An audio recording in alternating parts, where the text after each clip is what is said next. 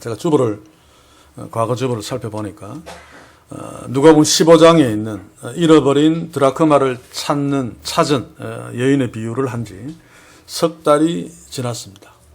이제 오늘 드디어 소위 탕자의 비유라고 제목 붙여진 예수님의 비유 앞에 우리가 서게 되었는데, 이 탕자의 비유는 좋은 제목은 아닙니다만은 편의상 계속 제가 탕자의 비유라고 명명하겠습니다. 이 탕자의 비유는 예수님의 비유들 중에 가장 긴 비유입니다. 무려 22절로 되어 있죠. 물론 길다고 해서 좋다거나 중요한 것은 아닌데, 그러나 하나님이신 예수님이 비유를 길게 말씀하셨다면 틀림없이 중요한 교훈을 하셨을 것이라고 생각되어집니다. 제가 판단하기는 또 다른 학자들도 물론 마찬가지입니다만 탕자의 비유만큼 우리를 사랑하시는 하나님의 그 사랑을 잘 표현한 비유가 없다.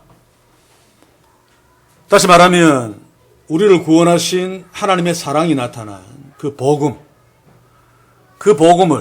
탕자의 비유만큼 완벽하게 묘사된 그런 이야기가 없다라고 평가합니다. 그래서 어떤 사람은 이 탕자의 비유는 제5복음서다라고까지 과장되이 말하는 자들도 있습니다. 자, 그렇다면 물론 다른 말씀들도 엉터리로 이해하면 안 되고 바르게 잘 이해해야 됩니다만 정말 중요하다고 하는 이 탕자의 비유도 마찬가지죠. 만약에 우리가 잘못 이해한다면 정말 큰 손해를 볼 것입니다. 그래서 우리가 이 탕자의 비유를 바르게 이해하는 것이 무엇보다도 중요한데, 그러나 제가 자주 지적합니다만 현실적으로는 전혀 그렇지 못한 것이 문제입니다. 성경 원문을 번역한 번역 성경에 오역이 범람하고 있죠. 특별히 우리가 사용하는 한글 개역 또 그것을 개정한 개역 개정에는 더욱 심합니다. 참 문제인데, 그래서 오역된 성경을 근거로 성경 공부를 하거나 설교를 하면 두말할 것도 없이 엉터리죠. 그러나 바르게 번역된 것도 그 삶의 정황, 그 본문이 기록된 배경을 모르므로 엉터리로 이해하고 엉터리로 설교할 수 있단 말입니다. 그러면 교회 또 그리스도인들은 아무것도 얻는 것이 없습니다. 그냥 타락만 하는 거죠. 하나님의 말씀이 아니면 인간을 새롭게 할 수 있는 것 아무것도 없죠. 그래서 바로 이 부분이 세계교회와 오늘 이 시대의 위기입니다. 중세교회도 타락한 이유가 말씀을 엉터리로 이해해서 그런 거죠. 그래서 말씀에 바로 돌아가자라고 외친 것이 바로 종교개혁의 기치입니다. 그래서 솔라 스크립투라, 오직 성경으로 돌아가자. 그래서 우리도 하나님의 말씀을 읽을 때마다 바로 이 문제들을 염두에 둬야 됩니다. 저는 오늘 이 시대 교회들은 그렇다 손 치더라도 다음 세대를 위해서라도 하나님의 말씀을 바르게 이해하려고 하는 노력은 참 필요하다. 그렇지 않으면 지금은 종이 호랑이에 불과한데 다음 세대는 종이 호랑이도 아닌 그런 교회로 서게 될 것입니다. 그래서 저는 우리의 자녀들을 위해서라도 이 부분에 관심을 가지고 노력해야 되는데, 그래서 제가 힘은 모자랍니다만 성경의 오역과 오석이라는 제목으로 글을 계속 써서 올리는 이유가 여기에 있습니다. 또 원고를 날려버려서 한동안 주춤하고 있습니다만 그것을 주제로 한 책을 쓰는 이유도 이제 다시 시작했으니까 한 1년 내로 나올 것입니다만, 그리고 주제에 넘칩니다만 마가복음을 주석하는 원문을 중심으로 또 당시의 삶의 정황을 놓치지 않고 쓰려고 애쓰는 이유도 바로 이것입니다. 이것은 한 3년쯤 뒤에 완성되리라고 생각되어지는데 이를 위해서 기도해 주십시오. 제 작업이 그냥 작업이 아니라 다음 세대를 위해서 꼭 필요한 이름을 기억하고 한국교회와 세계교회를 위해서 기도해 주시길 바랍니다. 다시 강조합니다마는 우리가 읽는 성경, 우리에게는 생명과도 같은 거죠. 이 성경은 이스라엘 역사 속에서 주어진 것입니다. 그래서 이스라엘 역사를 빼버리고 하나님의 계신 성경을 생각할 수 없습니다. 그래서 모든 말씀은 당시의 삶의 정황이 있죠. 물론 뒤에 서신서 같은 거, 로마서 같은 것은 그냥 막 기록하고 있어도 그것을 쓸 당시에 또는 그것을 읽는, 받는 로마 교회의 배경들을 염두에 두지 않으면 성경 말씀을 제대로 이해할 수 없습니다. 특히 이 복음서는 더더욱 당시의 유대인들의 삶의 정황을 염두에 두고 주신 말씀이기 때문에 그 정황들을 알 수 있는 데까지 염두에 두고 말씀을 주목해야 합니다. 물론 히브리어 헬라어로 기록되어졌기 때문에 그것도 함께 염두에 두어야 됩니다만 그런 관점에서 설교자들은 굉장히 어려운 자리죠. 잘못 설교하고 가르치면 큰일 납니다. 그래서 야고보 선생은 선생 되는 거 좋아하지 마라. 많이 안 되었으면 좋겠다. 잘못하면 지옥 아랫목에 갈 수 있는 그런 어떤 직업이기 때문에 그렇습니다. 오늘 우리가 만나는 탕자의 비유, 그전에도 비유를 보았습니다만 이 비유는 더더욱 이해하기 어렵습니다. 예수님 당시의 사람들은 더 쉽게 이해했겠죠. 너무 어려워서 이해할 수 없을 것 같기 때문에 예수님이 더 잘 이해할 수 있도록 비유로 쉽게 이야기하셨기 때문에 그때 사람들은 쉽게 이해했을 것입니다. 자신들이 살고 있는 삶의 정황, 그 소재를 가지고 이야기를 꾸몄기 때문에. 그런데 우리는 2000년 전의 그 상황들을 잘 모르기 때문에 예수님의 비유를 이해하는 것이 훨씬 더 어렵습니다. 그래서 대부분 번역은 어떻게 바로 했다 할지라도 이해하고 설교하는 것은 대부분 거의 엉터리입니다. 가장 심한 엉터리가 바로 우리 다음에 볼 16장의 불의한 청지기의 비유죠. 보통 어떻게 가르칩니까? 미래를 준비하라. 이 불의한 청지기가 주인의 그 장부를 막 조작하는 그것 나쁜 짓이지만은 그럼에도 불구하고 자기의 미래를 준비한 것 이거 지혜다. 뭐 이렇게 나옵니다.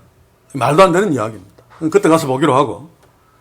그래서 삶의 정황이 얼마나 중요한지 여러분들 개인적으로 성경을 읽을 적에도 그것을 염두에 둬야 됩니다. 뭐 잘 안 되면 저한테 묻든지 아니면 거기에 대한 서적을 읽든지 하면서 제가 지금 어떤 글을 썼다고 합시다. 우리는 외출할 때 마스크를 쓰고 나갈 수밖에 없는 참 서글픈 현실을 살고 있다. 지금 이거를 읽는 사람은 그게 무슨 뜻인지 다 압니다. 코로나19 때문에 우리가 참 살기가 어렵구나. 마스크를 쓰고 나갈 수밖에 없는. 지금은 뭐 해제가 되었습니다만 지금 우리 마스크 쓰고 앉아 있잖아요. 저는 어쩔 수 없이 설교하느라 마스크를 벗고 이것으로 가려놓고 있습니다만. 자, 그런데 그럴 리는 없지만 제가 이렇게 쓴 글이 2000년 뒤에 어떤 사람이 읽었다고 칩시다. 우리의 상황을 전혀 모르는 채 안다면 다행입니다. 2000년 전에 어떤 인간이 외출할 때 마스크를 쓰고 나가야 하는 이 시대가 참으로 슬프다라고 말했다. 이게 무슨 뜻일까? 왜 그때는 외출할 때 마스크를 써야만 했을까?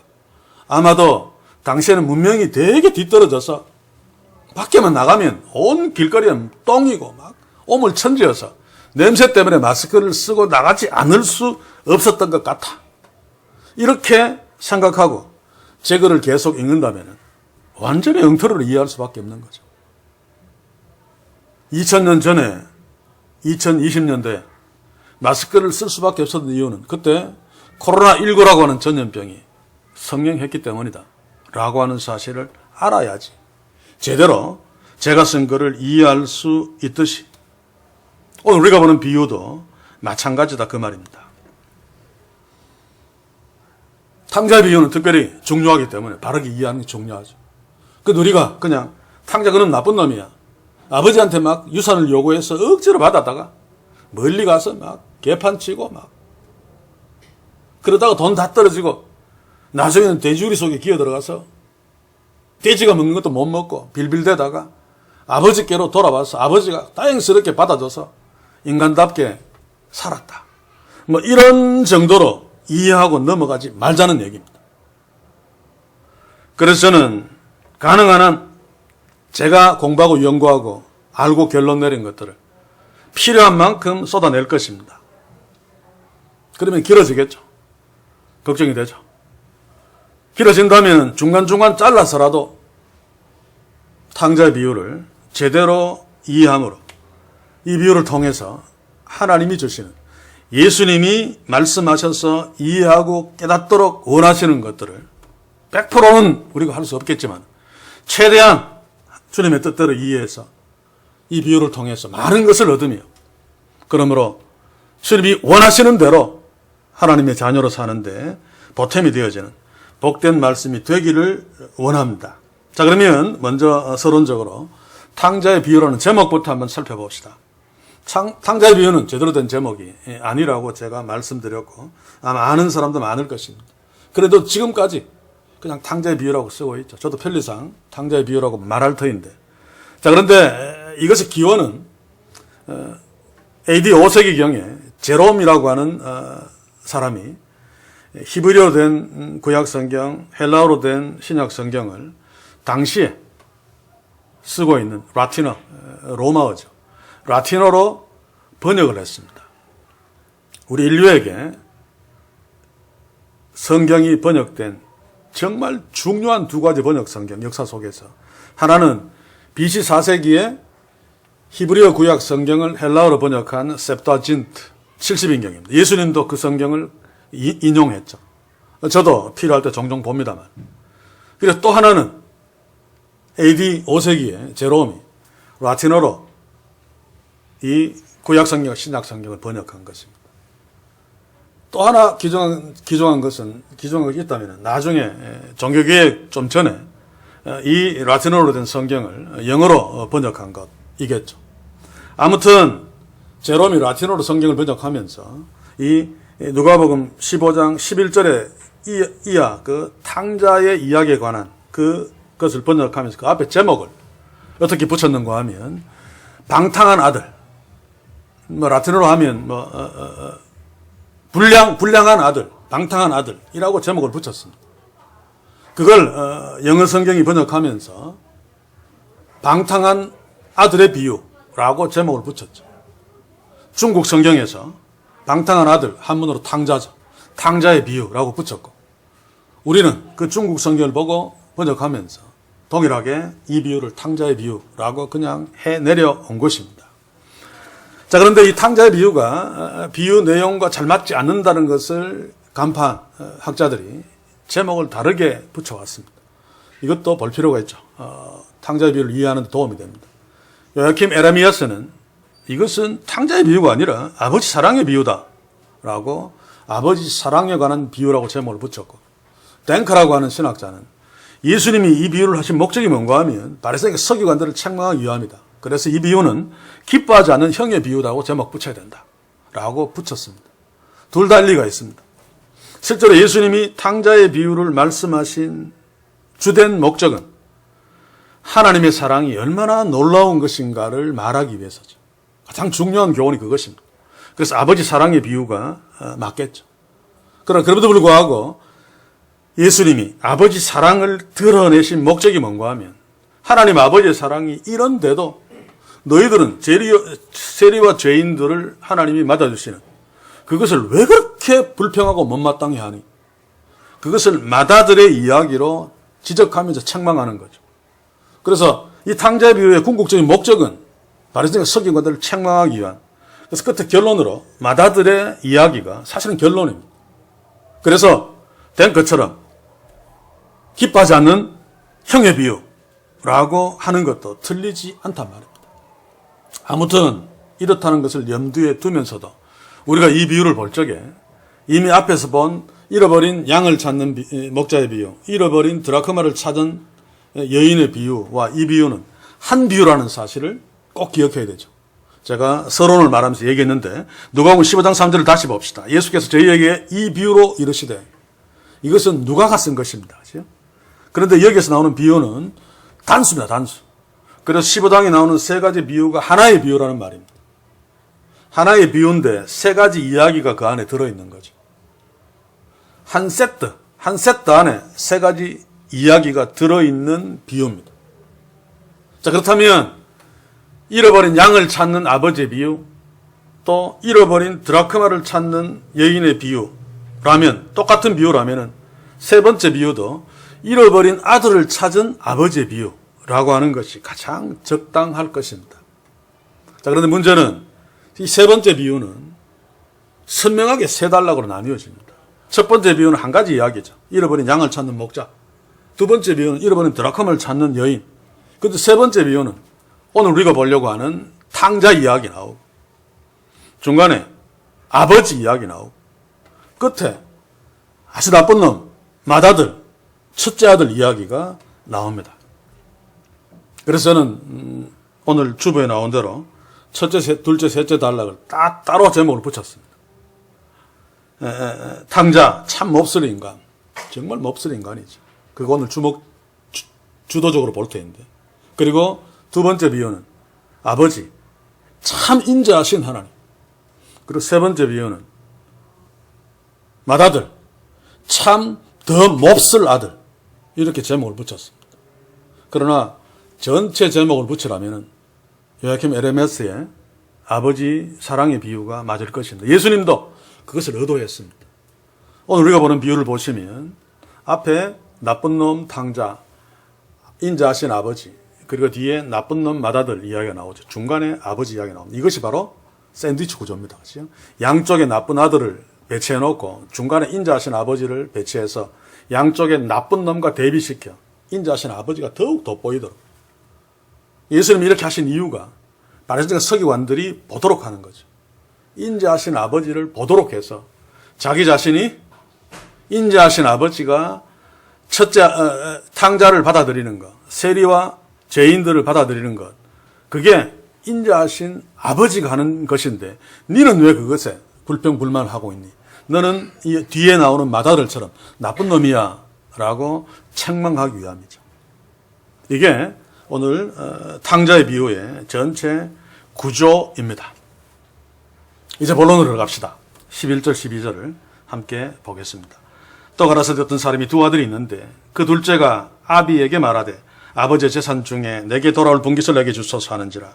아비가 그 살림을 각각 나누어 주었더니, 어떤 사람에게 두 아들이 있었습니다. 이 어떤 사람은 하나님을 비유하는 거죠. 그리고 두 아들 중에 첫째 아들, 둘째 아들, 집 나갔다가 다시 돌아온 탕자는 누가복음 15장 1절에 모든 세리와 죄인들이 말씀을 들으러 가까이 나오니 1차적으로 세리와 죄인들을 비유하는 것입니다. 그리고 첫째 아들은 그것을 막 싫어하는 2절에 바리새인과 서기관들이 원망하여 가로되 요놈들을 비유하는 거죠. 맏아들은. 그리고 아마 이 부자는 비유 속에서 이 어떤 사람은 대단한 부자였던 것 같습니다.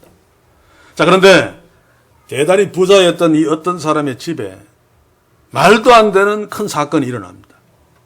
바로 이게 무슨 사건인가 하면 이제 12절을 보시면 둘째 아들이 아비에게 말하되 아버지여 재산 중에 내게 돌아올 분깃을 내게 주소서라고 하는 사건입니다. 이 이야기는 당시에 그 관습으로 볼 적에 절대로 일어날 수 없는 일입니다.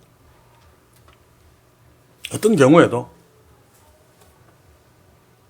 그래서 예수님이 당시에 관습 속에서 절대로 일어날 수 없는 일을 탕자가 저질렀다고 이야기하므로 세리와 죄인들이 얼마나 나쁜 인간인가. 지한테 왔어도. 그리고 우리의 이 탕자 같은 우리들이 얼마나 나쁜 놈인가. 이야기 속에서는 탕자는 정말 나쁜 놈이야 라고 예수님이 말하고 있는 것입니다.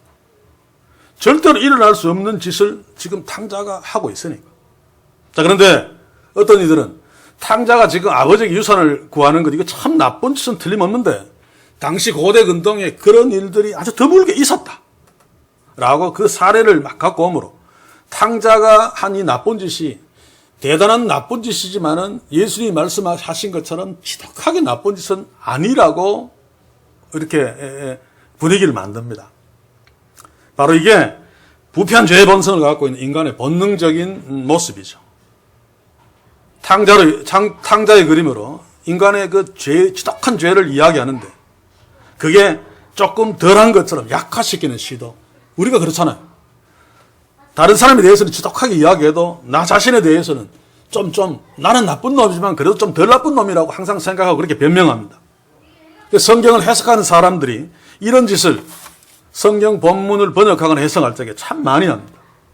그런데 실제로 그들이 제시하는 대로 고대 근동에 있는 어떤 기록들을 쳐다보면 아버지가 살아있을 때에 아들에게 유산을 상속했다는 기록이 있습니다.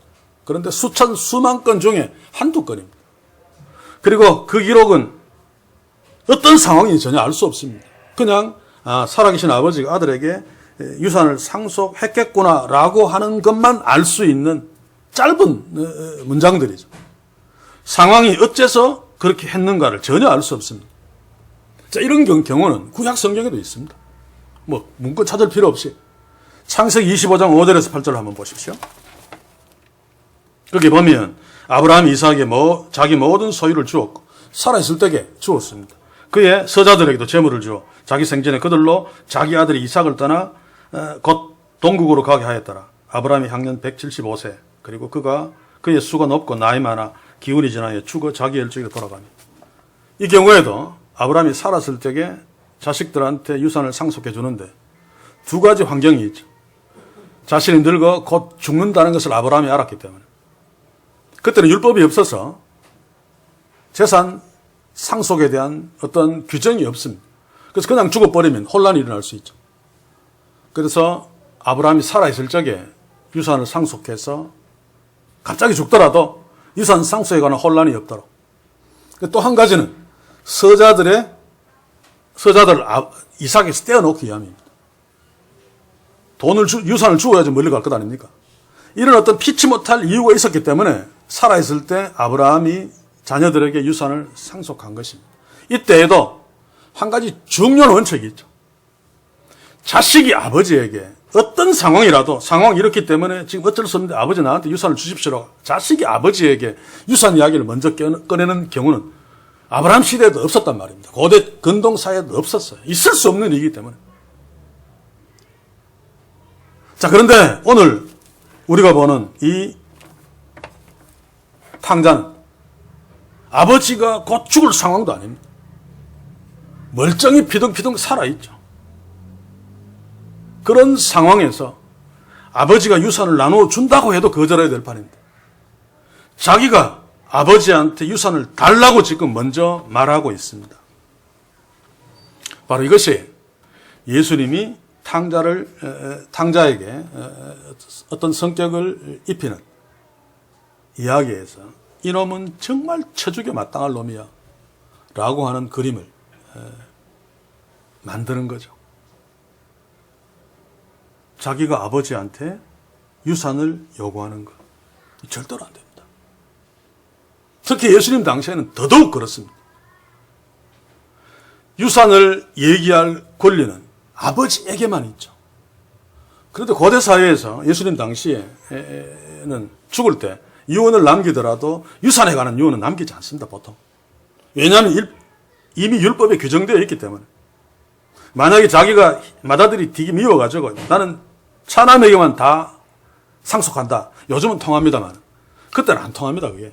그렇게 유언을 남겼더라도 죽고 나면 율법대로 나누어 줍니다. 신명기 21장 17절 한번 봅시다. 반드시 그 미움을 받는 자의 아들을 장자로 인정하여 자기의 소유에서 그에게 두 몫을 줄 것이니 그는 자기의 기력의 시작이라 장자의 권리가 그에게 있음이니라. 이 말씀을 보면 율법이 주어지기 전에 내가 미우면 장자라도 유산을 잘 안 주고 그랬음을 알 수 있죠. 그래서 하나님은 장자에게 무조건 3분의 1을 줘라. 그리고 나머지 3분의 1은 두 몫이 바로 3분의 1입니다. 3분의 1은 차남들에게 주라. 차남이 1명이면 3분의 1을 먹고 차남이 10명이면 30분의 1을 먹는 거죠. 탕자는 다행스럽게도 아들이 둘이 있었으니까 3분의 1이 자기한테로 돌아왔을 것입니다. 아무튼 예수님 당시에 유산을 상속하는 문제는 아버지의 절대적인 권리입니다. 어떤 경우에도 아들이 먼저 유산을 주십시오라고 하는 말은 절대로 할 수 없습니다. 하면 죽습니다, 사실.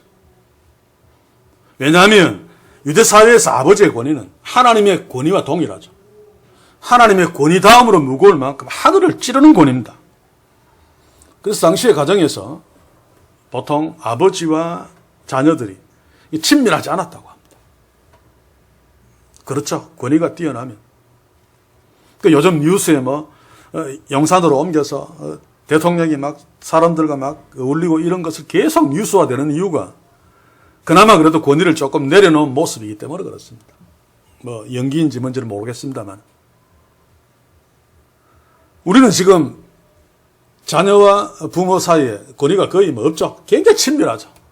좋은 점도 있고 나쁜 점도 있습니다만. 그러나 이렇게 된 지는 몇 년 안 되었습니다.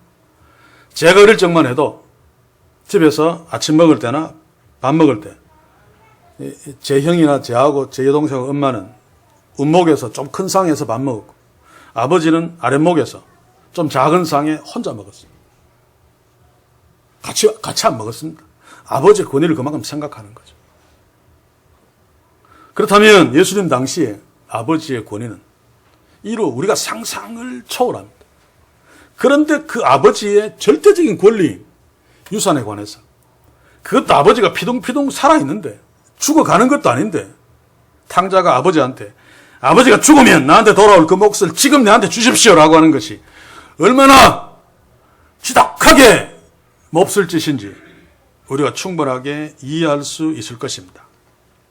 자, 그런데 이것은 실제로 일어날 수 없는 일이라고 했는데 이야기 속에서 일어났죠.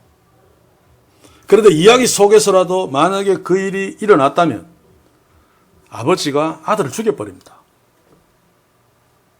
왜냐하면 살아있는데 유산을 달라고 하는 것은 아버지가 죽었으면 좋겠다.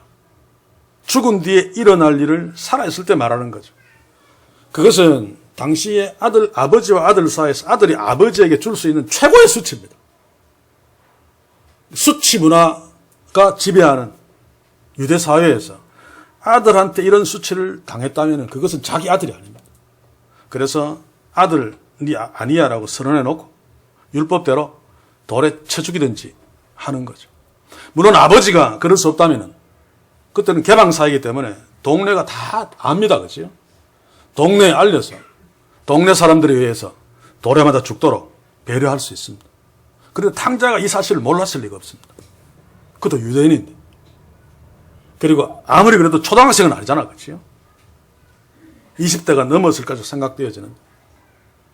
그런데 어째서 탕자는 이것을 분명히 알았을 텐데 왜 이 짓을 했을까? 아버지한테 유산을 요구한 것보다 더 지독하게 나쁜 짓이 탕자가 그 아버지의 인자하심, 이것을 이용해 먹었다는 것입니다. 내가 이런 요구를 하면 맞아 죽을 일이지만 우리 아버지는 성격상 저렇게 마음이 약해 나한테 절대로 이런 짓 못해. 동네 사람들에게도 절대로 못 알려. 그러니까 내가 요구하는 것 아버지가 들어주실 수밖에 없어. 라고 하는 계산을 하고 지금 아버지한테 이런 무례한 짓을 하고 있는 것입니다. 성경에 보시면 내게 돌아올 분깃을 내게 주소서라고 말한 것 헬라어로 도스모인데 이 도스라고 하는 동사는 주다, 영어로 기브의 명령형입니다.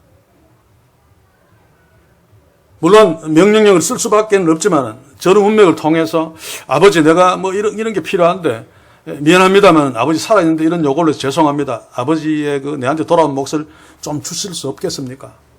주셨으면 내가 참 좋겠는데요. 이런 어떤 뉘앙스가 아니라 당연한 것을 요구하는 것처럼 당당하게 건방지게 내한테 돌아온 몫을 달라라고 아버지한테 지금 명령하고 있는 것입니다. 정말 쳐 죽일 놈이죠. 이런 놈은 때려 죽여야 됩니다. 사실. 사랑하는 성도 여러분, 그런데 우리가 이 비유를 보면서 이게 당시에 세리와 죄인들 예수님 앞에 나아가서 예수님이 맞아주시고 같이 식사를 하면서 막 먹을 때 그 세리와 죄인들 예수님이 이 비유를 했을 때 쿵 했을 것입니다. 아, 저게 나구나. 우리도 바로 이런 형편없는 탕자, 현재는 아니라 할지라도 나였다는 사실을 기억해야 됩니다. 그럼에도 불구하고 하나님이 그런 나를 그냥 받아주신 거죠. 옆에 가도 냄새나는 나를 끌어안고 입 맞춰주고 다시 자녀의 권리를 회복시켜준, 이건 놓치면 안 됩니다. 또 한 가지는 내가 하나님의 자녀가 되어 하나님이 나를 용서해 주심으로 옛사람을 벗어버리고 새 사람이 되었음에도 불구하고 지금도 여전히 한 번씩 종종 탕자같이 이런 몹쓸 짓을 하면서 정신 못 차리고 살고 있을지도 모른다 라고 하는 도전 앞에 서야 합니다. 왜냐하면 우리는 탕자처럼 사악해서 구원받았음에도 불구하고 인자하신 하나님을 이용해 먹으려고 할 때가 있단 말입니다. 노골적으로는 아니라 할지라도 몸에 배웠어요. 우리 시대 교회들은 상당히 그렇게 하고 있죠. 십자가로 하나님 모든 죄를 용서해 줬다, 미래의 죄까지. 맞습니다. 그러나 그럼에도 불구하고 그것 때문에 죄 지어도 괜찮다 라고 하는 죄 짓는데 부담감을 덜어버린다면 이용해 먹는 겁니다. 하나님이 몽땅 용서해 주셨기 때문에 더 부담을 가져야죠. 그래서 진짜 하나님의 자녀들은 죄와 싸운단 말입니다. 지어도 이미 다 용서받은 것임에도 불구하고 그 죄를 해결하기 위해서 하나님이 어떤 사랑을 했으면 어떤 희생을 했는지 알기 때문에 미안해서라도 죄와 싸우죠. 그러다가 잘못해서 덜컥 죄 지으면 미안해서라도 회개하면서 옵니다. 우리가 탕자를 보면서 나는 이런 자였어. 그리고 지금도 이런 짓을 할지 몰라. 그러나 하나님이 나를 사랑하셔서 피 흘려 주셔서 아들. 그래서 나를 하나님이 자녀 삼으시고 하나님이 자녀답게 자녀로 살게 하셨는데 탕자와 같은 짓 안 하며 살아야지 라고 하는 결심만이라도 이 비유 앞에서 하면 도전받아야 된다, 그 말입니다. 우리에게 이런 도전이 있는 탕자를 보면서 나였구나, 현재 내가 사는 모습도 나일 수 있어, 그러면 안 되는데 라고 하는 도전을 받는 그런 축복이 있기를 주의 이름으로 간절히 소원합니다. 자, 이제 12절 봅시다. 그 둘째가 아비에게 말하되 재산 중에 내게 돌아올 분깃을 주소서 하는지라 아비가 그 살림을 각각 나누어 주었더니, 그런데 아버지는 두말하지 않고 그 탕자에게 그 살림을 각각 나누어 주었습니다.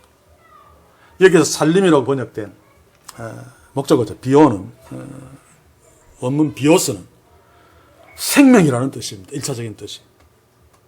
쉽게 이야기하면 아들이 아버지한테 수출을 주면서 내게 돌아올 몫을 주십시오 라고 했을 때 아비가 탕자에게 나누어 준 살림은 아비의 생명과도 같은 그런 재산이었다는 말이죠. 아마 이것은 틀림없이 100% 토지였을 것입니다. 사랑하는 성도 여러분, 마찬가지입니다. 하나님이 우리에게 주신 것들, 크든 작든, 그것이 만 원이든 10만 원이든 또는 건강이든 그 모든 것들, 하나님에게는 비오스, 생명과도 같은 것을 우리에게 주신 것입니다. 그래서 함부로 쓰면 안 됩니다.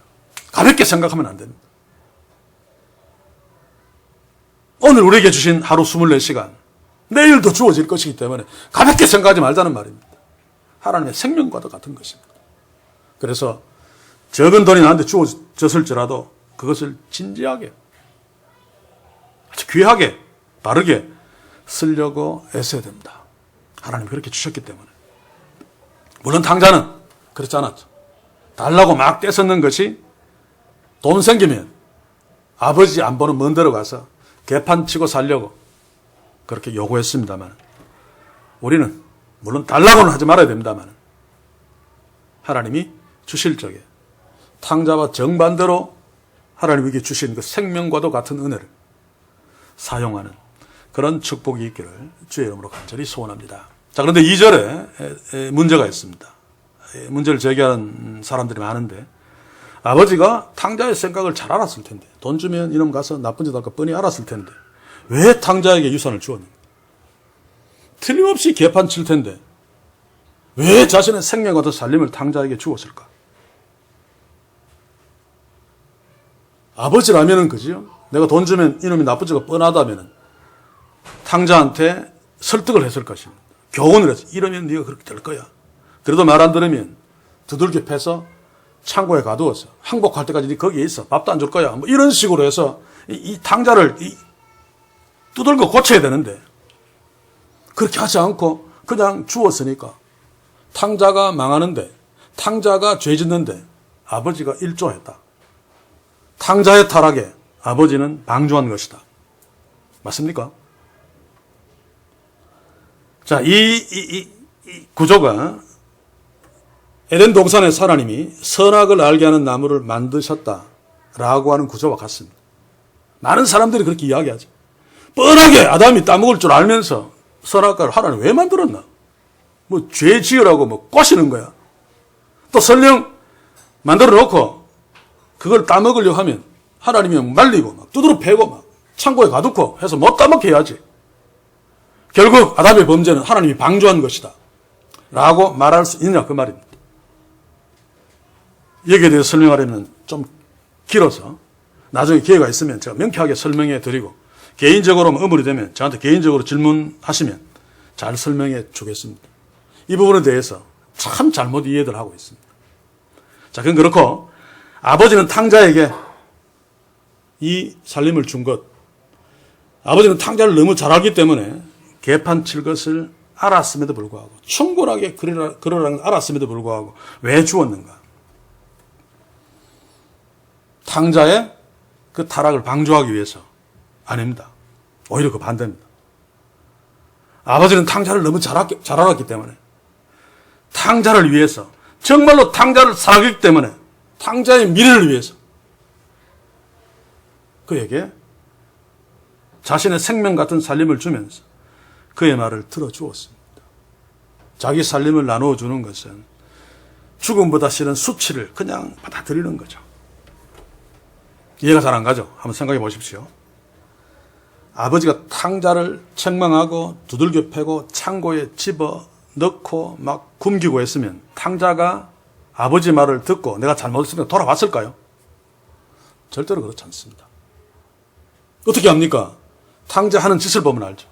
당시의 문화권으로 볼 적에 살아있는 피둥피둥하게 살아계신 아버지께 내 몫을 더스마이 주십시오 라고 하는 것은 천하에 쳐죽일 놈, 아무도 안 하는 짓. 그런데 탕자가 했단 말입니다. 그런 놈한테 좋은 말하고 설득하고 안 되면 두들기 패서 창고에 가두고 내가 너 사랑하기 때문이야 정신 차려 라고 한다고 해서 탕자가 말을 들을 것 같으면 아버지가 그렇게 했을 것입니다. 절대로 그렇게 되지 않을 것을 아버지가 안 거죠. 그게 우리 인생입니다. 우리도 똑같습니다, 사실. 그렇기 때문에 아버지가 그의 말을 들어준 것입니다. 만약에 감옥에 때리고 창고에 가두지 않았다 할지라도 그건 말이 안 돼. 내가 살아있는 유산 못 줘. 내 죽으면 네 몫이 갈 거야 라고 거절했다면 탕자는 아마 자기의 목적을 이루기 위해서 먼 데 가서 막 노름하고 빠친고 막 땡기고 그렇게 하기 위해서 아버지한테 수치를 줄 만큼 아무도 안 하는 짓을 한 탕자라면 그 돈을 마련하기 위해서 도적질을 하든지 밤에 나가서 강도짓을 하든지 어떤 방식으로도 그 돈을 마련하려고 했을 것입니다. 만약에 그랬다면 탕자는 되돌이킬 수 없는 그런 실패의 죽음의 벼랑으로 떨어지는 거죠. 아버지가 그것을 다 알았기 때문에 탕자를 그렇게 내버려둘 수 없어서 탕자의 요구를 들어주신 것입니다. 그 요구가 타당해서도 아니고 탕자가 무서워서도 아니고 그 아버지가 탕자를 너무 사랑했기 때문에 탕자의 장래를 위해서 그렇게 한 것입니다. 문제 해결은 있죠. 아버지는 틀림없이 탕자가 돈을 가지고 기 나갈 것이고 이제 뒤에서 계속 좀 상세하게 이야기할 것입니다만 개판 치다가 거지가 돼서 돌아올 거다. 그때 내가 정말 사랑으로 끌어안고 맞아주면 분명히 탕자는 개과선천해서 인간이 달라질 거다 라고 하는 계산을 하고 수치스럽지만 인내하면서 탕자에게 살림을 나누어 준 것입니다. 사랑하는 성도 여러분, 우리가 보는 이 탕자의 추하고 어리석은 모습, 조금 전에 이야기했지만 우리의 모습입니다. 그리고 탕자의 그 아버지를 수치스럽게 만드는 그 요구를 들어주신 그 아버지가 우리를 끝까지 사랑하시고 우리를 참아주시고 나중에 우리를 받아주신 우리 하나님 아버지의 모습입니다. 죄인인 인간은 죄 지으면 하나님이 저주해서 영원히 지옥 보내라고 협박해도 통하지 않습니다. 그만큼 인간은 악합니다. 탕자에게 네 그러면 안 돼, 감옥에 가두고 뭐 때리고 해도 절대로 달라지지 않는단 말입니다. 그게 인간의 들떼먹은 모습입니다. 자, 그런데 또 회심준비론자들은 불신자들에게 율법을 이야기하고 죄 지으면 하나님이 심판해서 영원토록 지옥 보내라고 협박하면 그게 무서워가지고 너는 지옥 가기 싫은데요. 나 어떻게 하면 좋아요? 예수님 나 좀 살려주세요라고 예수 믿는다고 말도 안 되는 소리를 하고 있죠. 절대로 인간은 그러지 않습니다. 그래서 로마서 3장 10절에 18절을 보시면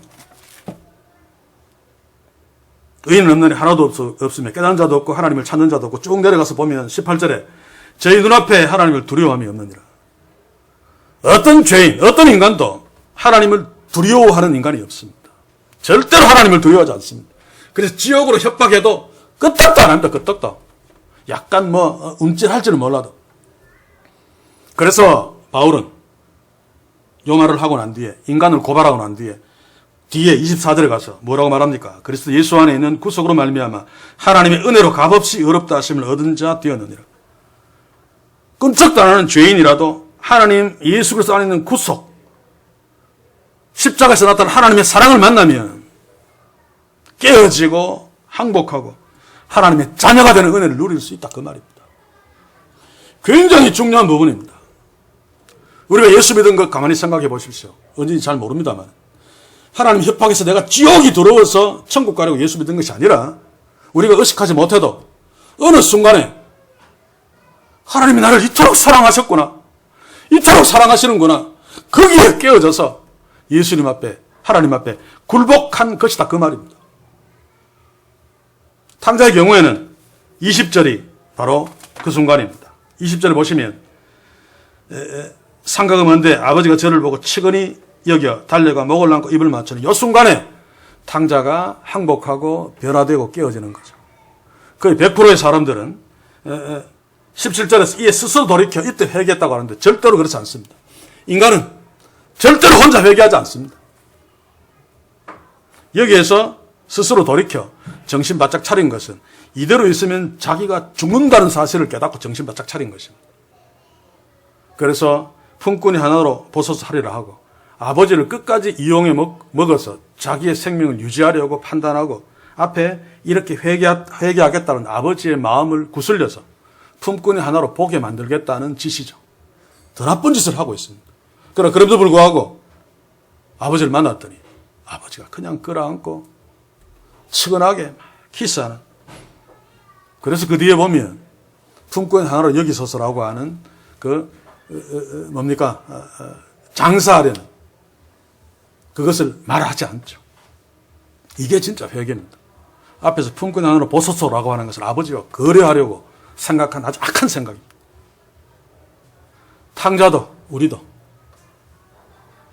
하나님의 사랑을 만났을 적에 무너집니다. 협박 앞에서 무너지는 것이 아니라, 그래서 탕자의 아버지가 탕자에게 우선 그냥 돈을 주었습니다. 안 주면 더 나쁜 짓을 하고 더 개망난이 쳐서 그러면 동네에 다 알려지겠죠. 그러면 동네 사람에 의해서 죽을 수도 있습니다. 아버지는 탕자가 죽으면 안 되니까 빨리 그의 말을 들어주어서 동네가 알기 전에 빨리 보내려고 하는 거죠. 그래야지 탕자가 우선 사니까. 이게 우리를 향하신 하나님 아버지의 마음입니다. 오늘 시간이 많이 가서 여기에서 우선 멈추겠습니다만 두 가지만 기억하고 정리하고 마칩시다. 우리가 본 탕자는 천하에서 아무도 하지 않는 짓, 정말로 악한 짓을 했습니다. 살아있는 아버지에게 내 몫을 달라. 빨리 뒤졌으면 그냥 가질 텐데 안 죽고 있으니까 빨리 달라. 죽었을 때 일어날 일을 살아계신 아버지에게 하는, 아버지에게 수치를 주는 그 짓을 한 자가 탕자인데, 이게 우리라는 사실을 우리가 잊으면 안 됩니다. 우리가 지금 죄 짓고 있는 작은 것, 그 모든 것들이 하나님께 지독한 수치를 주는 것입니다. 하나님은 자기 아들을 죽여서까지 우리 모든 죄를 용서하시고 나를 자기의 아들, 자녀 삼았는데, 그런데도 우리가 그 짓을 하고 있는 것은 하나님을 수치스럽게 하는 거죠. 그런데 우리가 어쩔 수 없이 그 짓을 할 수 있습니다. 그럴 때 이 사실을 떠올려서 하나님이 나를 얼마나 사랑하셔서 나를 하나님의 자녀 삼으셨는가. 탕자 같은 그 놈을 끌어안으시고 키스하신 그 아버지가 나를 껴안으시고 키스하신 하나님 아버지십니다.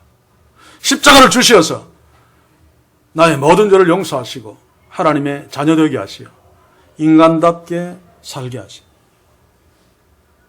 죄 지을 때마다 이 죄가 얼마나 하나님을 수치스럽게 만드는 것인가. 그럼에도 불구하고 하나님이 얼마나 나를 사랑하셨는가 확인합시다. 저는 자주자주 이런 하나님의 사랑을 만나면서 무너집니다.